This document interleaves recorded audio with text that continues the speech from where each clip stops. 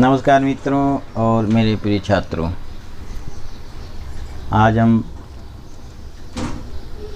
हिंदी बाल भारती 7वीं कक्षा द्वितीय सत्र 9वां पाठ ऐसे उतारी आरती का अध्ययन करने वाले हैं।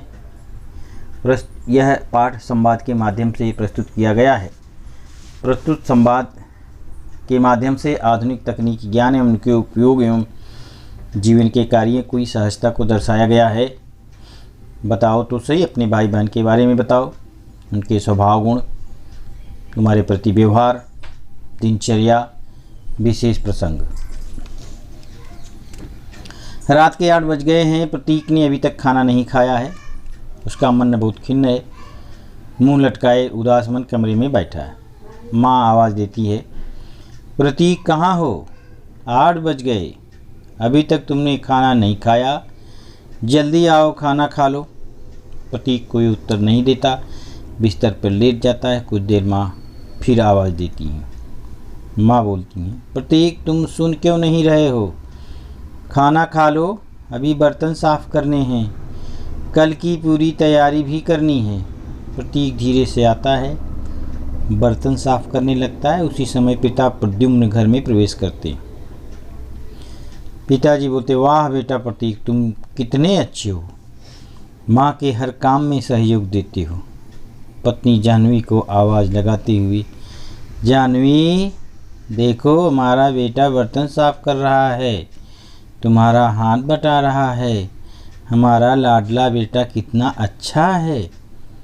माँ बोलती है, अरे इस बच्चे को का मैं क्या करूँ, मेरी एक बात नहीं सुनता।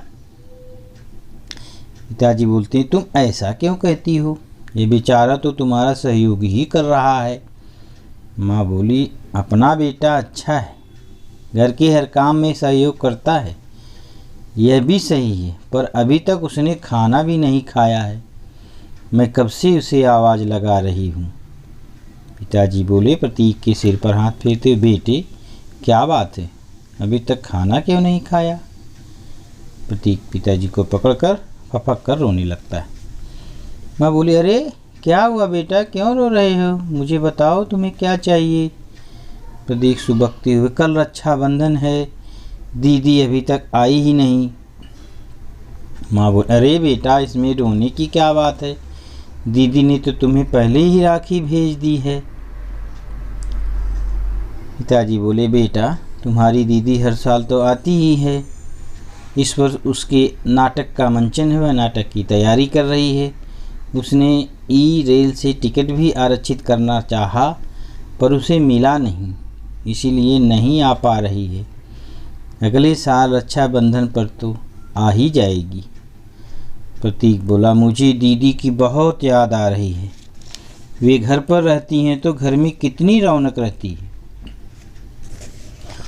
उनके बिना कैसा रक्षाबंधन, उसके बिना मेरी आरती कौन उतारेगा?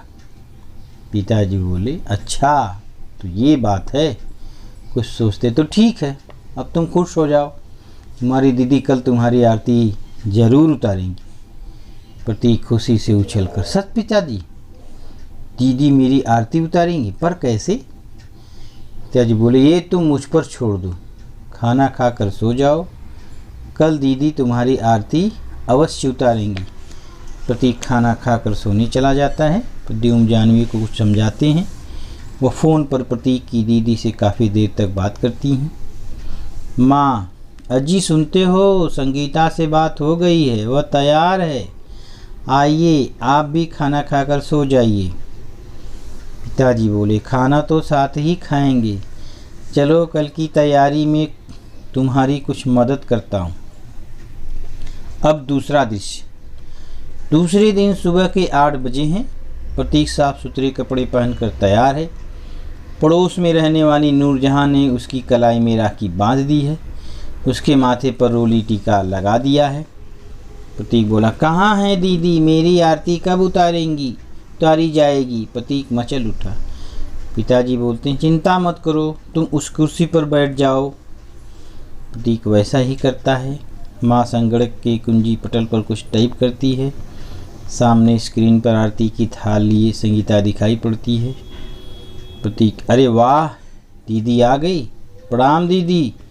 प्रतीक खुशी से झूम उठता है। दीदी बोली, मेरे लाडले भैया खूब बढ़ो, बड़े बनो। अब सामने देखो, तुम आरती तो उतार लूँ। गीता ने प्रतीक की आरती उतारी। प्रतीक बहुत प्रसन्न था। तो इस प्रकार से आज का जो युग है उसमें संचार विज्ञान का बहुत बड़ा महत्व है। लोग घर बैठे ही एक दूसरे से प्रत्यक्ष बात कर लेते हैं। इस पाठ में यही दिखाया गया है। इस प्रकार से हमारा ये पाठ समाप्त होता है। अगले वीडियो में हम इस पाठ के स्वाध्याय का अध्ययन करेंगे। धन्यवाद।